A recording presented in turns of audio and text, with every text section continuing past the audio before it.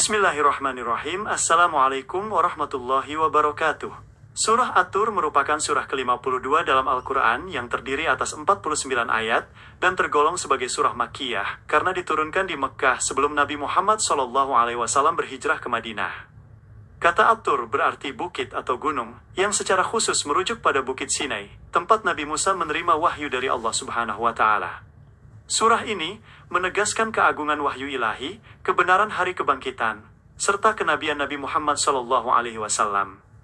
Pada bagian awal, Allah Subhanahu wa Ta'ala membuka surah ini dengan sumpah demi Bukit Sinai, kitab yang tertulis pada lembaran terbuka, Baitul Ma'mur, langit sebagai atap yang ditinggikan, serta laut yang meluapkan api.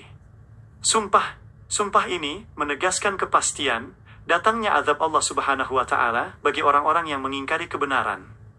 Pada hari itu, langit bergoncang dahsyat, gunung-gunung dihancurkan, dan para pendustakan ajaran Nabi Muhammad SAW akan didorong ke dalam neraka Jahannam. Sebagai pembanding, Allah Subhanahu wa Ta'ala menggambarkan balasan nikmat yang melimpah bagi hamba yang bertakwa di dalam surga. Mereka menikmati keindahan taman-taman surga, bersandar di atas dipan yang tersusun rapi, serta disatukan kembali bersama keluarga dan keturunan mereka yang beriman. Janji mulia ini memberikan ketenangan hati bagi orang-orang yang senantiasa menjaga keimanan dan ketakwaan mereka di dunia.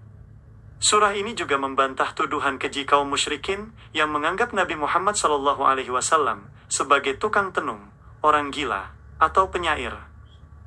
Allah Subhanahu wa Ta'ala memberikan tantangan terbuka kepada para penentang untuk membuat satu surah saja yang serupa dengan Al-Quran jika tuduhan mereka benar. Melalui pertanyaan retoris yang tajam, surah ini mengajak akal manusia berpikir tentang asal-usul penciptaan alam semesta dan keberadaan Sang Pencipta.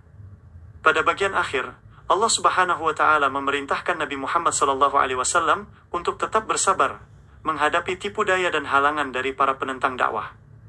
Allah Subhanahu wa Ta'ala menegaskan bahwa Nabi Muhammad SAW senantiasa berada dalam pengawasan, pemeliharaan, dan perlindungannya.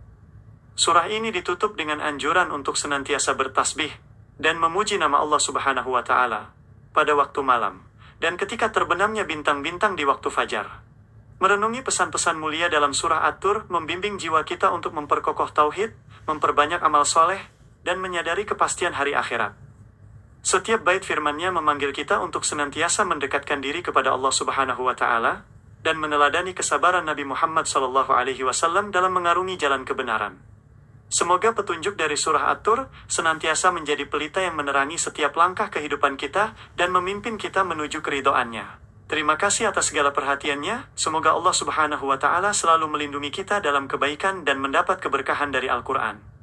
Dan mohon maaf jika ada hal-hal yang kurang tepat dalam penyampaian. Wabillahi taufiq wal hidayah. Wassalamualaikum warahmatullahi wabarakatuh.